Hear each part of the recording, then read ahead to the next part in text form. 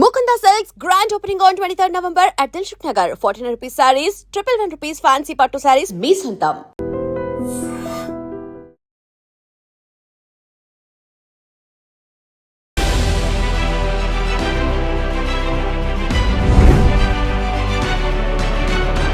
అమ్మ నమస్కారం. నమస్తే అమ్మా. అమ్మ ఏదన్నా బంధంలో అది బ్రేకప్ అయిపోయింది అని అంటే ఇంకొక రిలేషన్షిప్ లోకి వెంటనే వెళ్ళిపోతున్నారు. అవును. అది వాళ్ళు హీలింగ్ చేసుకోవడం కోసమా, లేదు అంటే ఆ రిలేషన్షిప్ నుంచి ఎస్కేపింగ్ అవ్వడం కోసమా? ఇది హీలింగ్ కాదు, చెప్పాలంటే ఎస్కేపిజం అనే చెప్పుకోవాలి. ఇప్పుడు అనకూడదు కానీ మగవాళ్ళు చాలామంది వాళ్ళ మనసు బాగాలేకపోతే వాళ్ళు చేసే పని ఏంటి చెప్పి ఇంటికి వెళ్ళి లేదా బార్కి వెళ్ళి డ్రింక్ తాగుతారు. ఇవాళ వర్షం వచ్చింది డ్రింక్, ఇవాళ ఎండ ఎక్కువగా ఉంది బీరు, లేదా ఫ్రెండ్స్ కలిసాం డ్రింకు. ఇది ఇప్పుడు ఆడవాళ్ళు కూడా మొదలుపెట్టారనుకో, అది ఎస్కేపిజమే కదా. నా మనసులో బాధగా ఉంది, నా బాధ తగ్గడానికి డ్రింక్ తాగుతున్నా. దేవదాసులు కథలో లాగా నీ బాధ తగ్గడానికి డ్రింకే నీకు ఒక దాన్ని ఏమంటే ఒక టాబ్లెట్ లాగా ఒక మంద. అది బాధ తగ్గడానికి నిన్ను నువ్వు హీల్ చేసుకునే ప్రయత్నం ఎందుకు చెయ్యవు? అందులో నా తప్పేముంది ఇలా జరగడానికి అని ఎందుకు ఆలోచించుకోవు? నీ మనసులో పట్టుదలేది, బలహీనత, వెంటనే బార్కు పరిగెట్టిపోతారు అంతే. అంటే నీకు వచ్చిన బాధని తట్టుకోవడానికి ఇది ఒకటే మందు కాదు. అది నీ కాన్ఫిడెన్స్ నీకు ఉండాలి. నేను ఎక్కడ తప్పు చేశానా అని అనుకోవాలి. నిజంగా నువ్వు తప్పు చేస్తే దాన్ని సరిదిద్దుకునే ప్రయత్నం చేయాలి. అది ఎవ్వరూ చేయరు. ఆడవాళ్ళు చేయరు, మగవాళ్ళు చేయరు. అందరికీ చేతనైంది ఒకటే డ్రింక్. అలాగా ఏదో జరిగావు నువ్వు ఎస్కేపిజం రిలేషన్షిప్. ఇప్పుడు ఈమెతో చాయిస్ అమ్మా, దీనికి ఏబీసీ చాయిస్ ఉన్నట్టు ఈమెతో రిలేషన్షిప్ చెడిపోతే ఇంకొక రిలేషన్షిప్ లోకి వెళ్ళడానికి అక్కడ చాయిస్ రెడీ ఉంది నీకు, కాబట్టి వెళ్తున్నావు. అక్కడ పూర్వం ఎందుకు వెళ్ళలేదు? పూర్వం అందరూ దాదాపుగా దాంపత్య జీవితంలో ఉన్నవాళ్ళే. ఈ దంపతులు కాదని ఇంకొక ఆవిడ దగ్గరికి వెళ్ళే అవకాశమే లేదు. ఇది వరకు చచ్చినట్టు కష్టమో సుఖమో ఈ పెళ్ళంతో భరించాల్సిందే, ఈ మొగుడితో భరించాల్సిందే. ఇప్పుడు చాయిస్ వచ్చింది కదా, వీడు కాకపోతే ఇంకో రిలేషన్లోకి వెళ్ళిపోతా, ఇది కాకపోతే ఇంకో రిలేషన్లోకి వెళ్ళిపోతా. అది హీలింగ్ అనుకుంటున్నారు కానీ అది హీలింగ్ కాదు. అంటే ఆ ఇట్ టైంలో ఈస్ నథింగ్ బట్ ఎస్కేపిజం.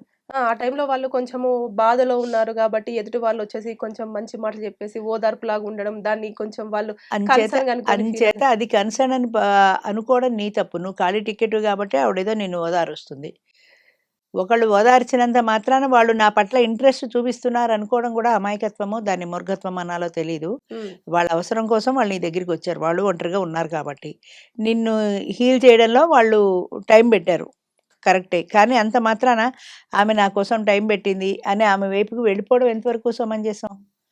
నీకున్న బాధ్యతలు ఏంటో, నీకున్న రైట్స్ ఏంటో, నీకున్న డ్యూటీస్ ఏంటో ముందు చూసుకోవాలి. నీ పార్ట్నర్తో నీకు ఎందుకు విభేదం వచ్చింది అని కాకుండా సొల్యూషన్ ఒక్కటైనా ఇంకో దానికి వెళ్ళిపోవడం, అదొకటే సొల్యూషనా? ఇక్కడ బ్రేకప్ చెప్పాడు, ఇంకొక దానికి వెళ్ళిపోవడం. ఏమన్నా అంటే నాకు ఇదే సొల్యూషను, నా పట్ల ఆమె కన్సర్న్ చూపించింది. ఎన్నాళ్ళు చూపిస్తుంది? నువ్వు కలిసి ఉన్నప్పుడు ఎందుకు చూపించలే ఆవిడ? నీకు ఆల్రెడీ ఇక్కడ సీట్ ఖాళీ లేదు కాబట్టి. ఇప్పుడు సీట్ ఖాళీ అయిందనగానే ఆవిడ ఎక్కువ కన్సర్న్ చూపించింది. అది చాలా పొరపాటమ్మా. అంటే మీ ఇద్దరి మధ్యన ఉండే విభేదాలను ఆసరాగా చేసుకొని థర్డ్ పార్టీ ఎంటర్ అవుతున్నారు అంటే అది నీకొక హెచ్చరిక.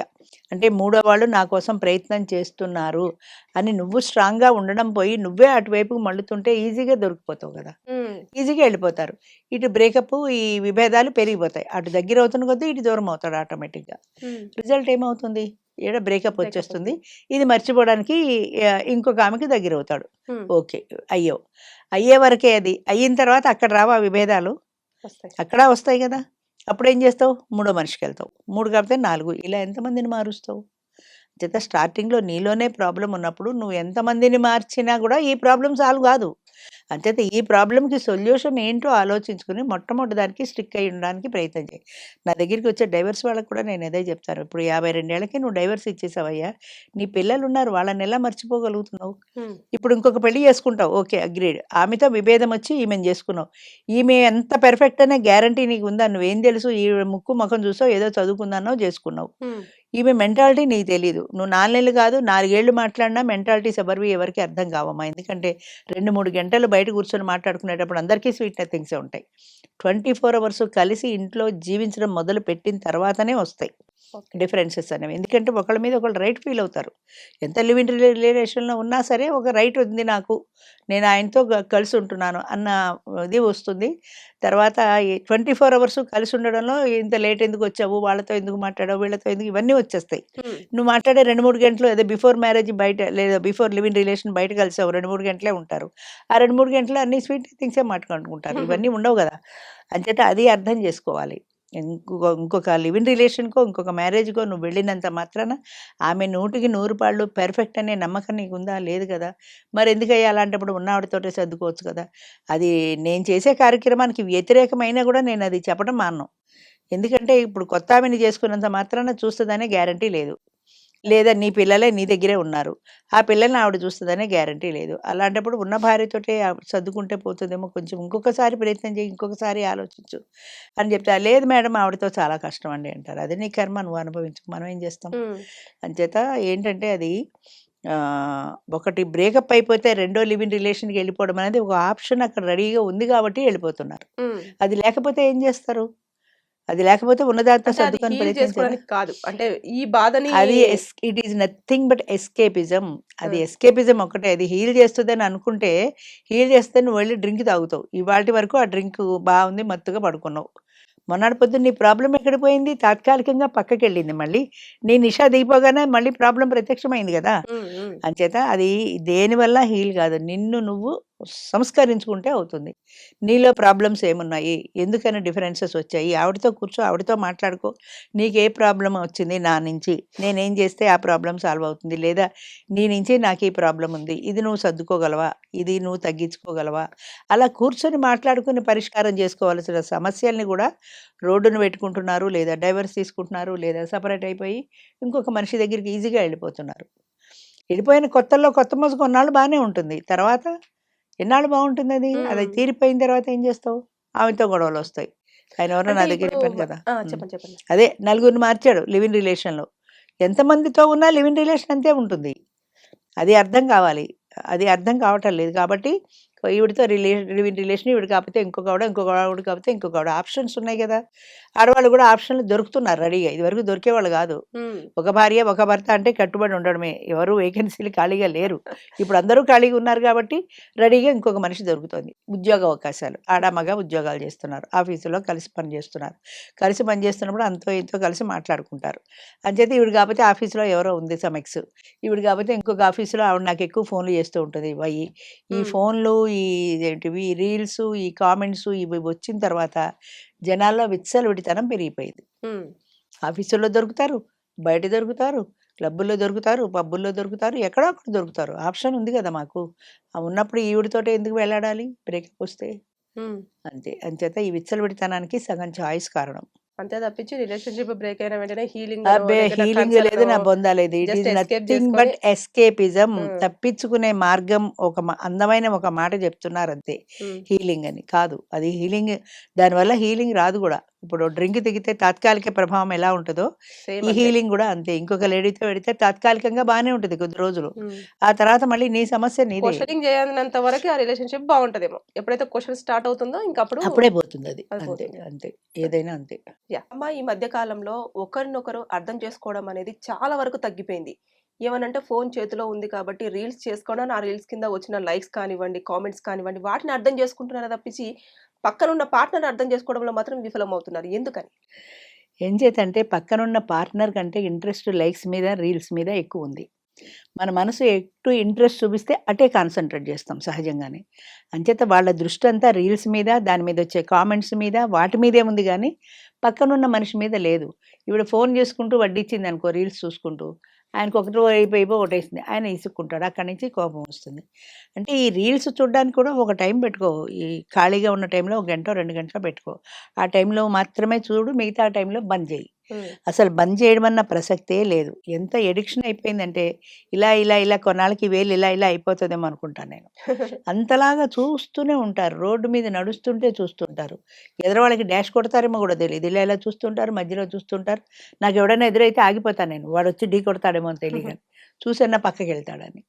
అంచేత అదొక ఎడిక్షన్ అమ్మా ఇంతకంటే ఏం లేదు. అందరూ డ్రైవర్ నుంచి, క్లాస్ 4 నుంచి కోటీశ్వర్ల వరకు అందరికీ ఇదే ఎడిక్షన్. హ్మ్. ఫోనే ఎడిక్షన్. దాని మీద ఉండే ఇంట్రెస్టు, రీల్స్ మీద ఉండే ఇంట్రెస్టు ఇంక దేని మీద ఉండదు. ఆ రీల్స్ చేసేవాళ్ళకి. అది చెయ్యని వాళ్ళు ఉన్నారనుకో, వాళ్ళేదో ఒకటి మిగతా విషయాలు చూసుకుంటూ ఉంటారు. ఏయో యూట్యూబ్‌లో వచ్చేవో ఇంకోటో, ఇంకోటో చూసుకుంటూ ఉంటారు. ఓకే. ఇప్పుడు కామెంట్ ఒకటి పెట్టినప్పుడు దానికి రెస్పాండ్ అవుతూ ఉంటారు కదమ్మా! అవును. అంటే అది సాడ్ గానో, లేకపోతే హ్యాపీ గానో, లేకపోతే న్యూట్రల్ గానో సంథింగ్ అవుతారు. మరి పక్కనున్న పర్సను మన కోసం ఇక్కడ టైం వెచ్చించి, మన కోసం ఎమోషనల్‌గా బాధపడుతున్నారు అనేది మాత్రం ఎందుకు కాలిక్యులేషన్ చేయలేకపోతున్నారు?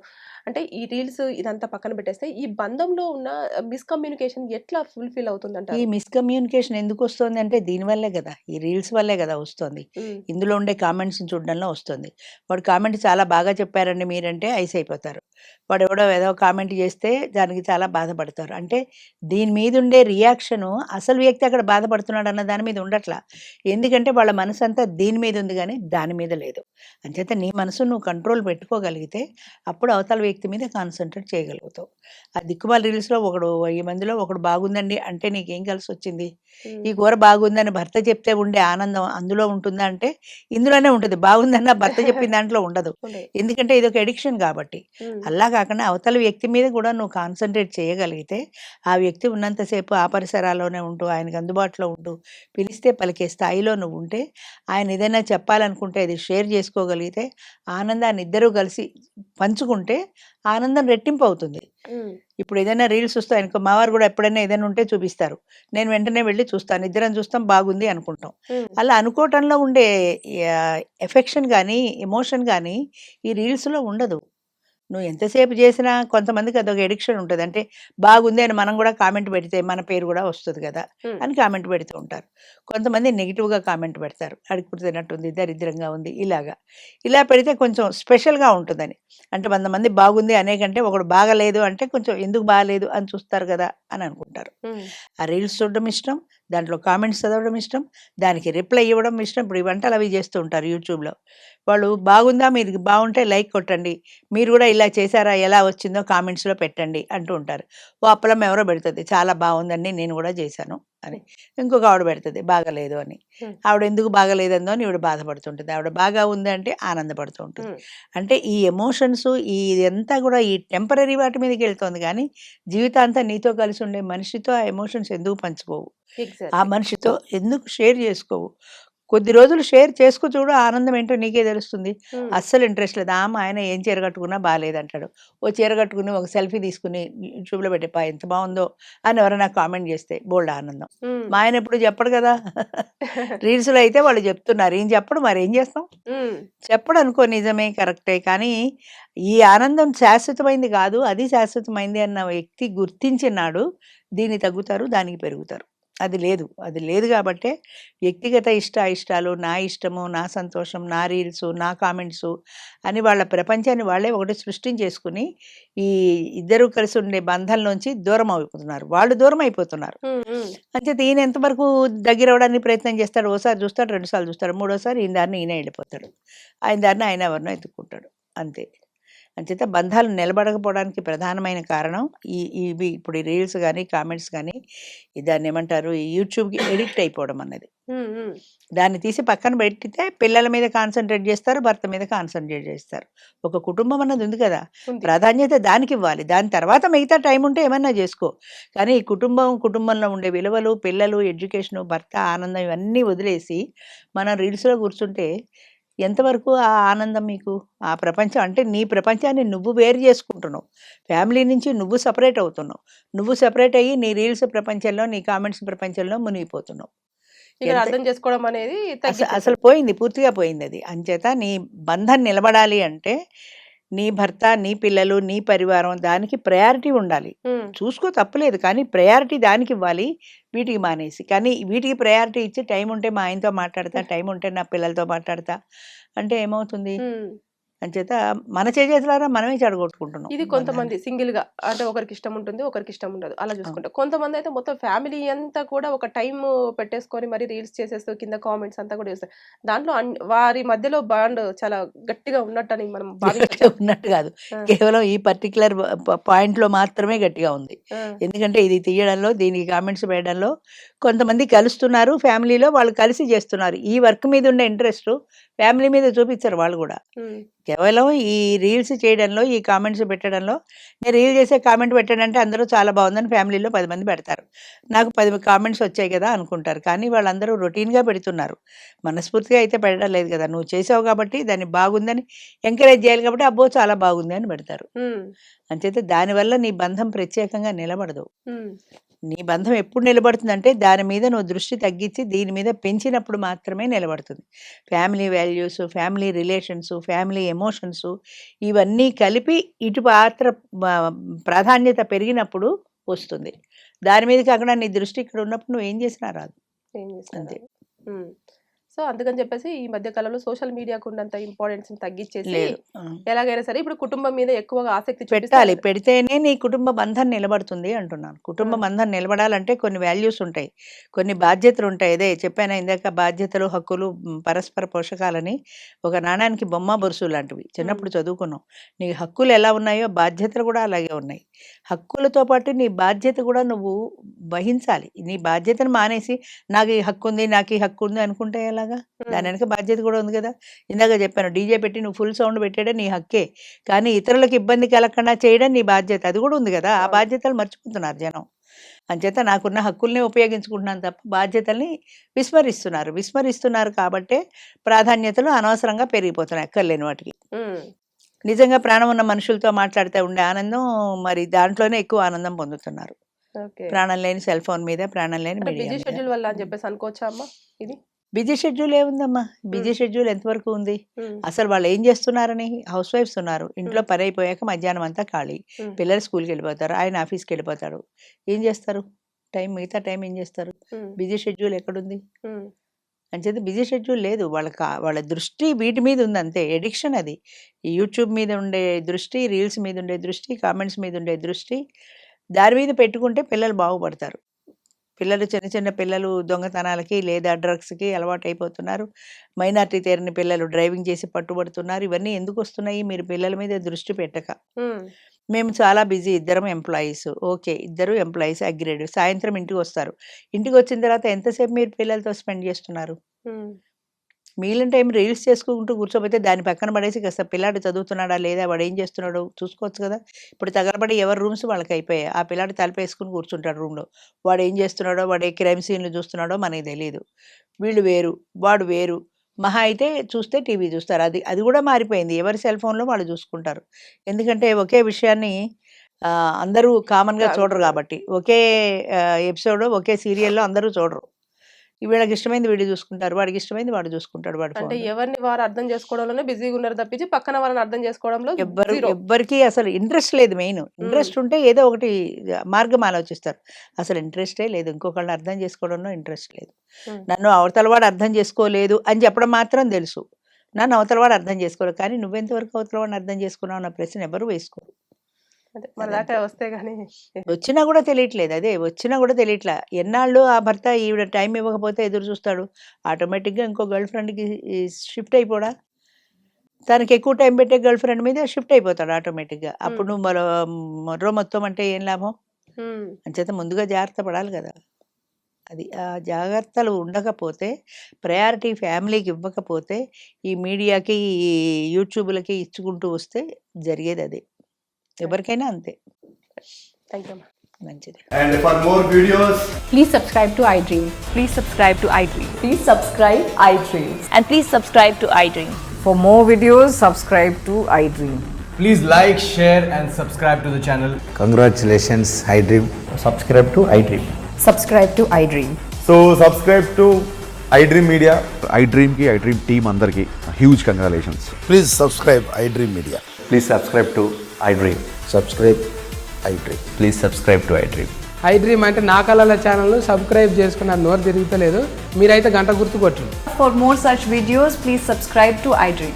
Subscribe to iDream. Please subscribe to iDream. Please subscribe iDream Media. Please do subscribe to iDream. Please subscribe to iDream Media. For best entertainment and information, please subscribe iDream. And don't forget to subscribe to iDream.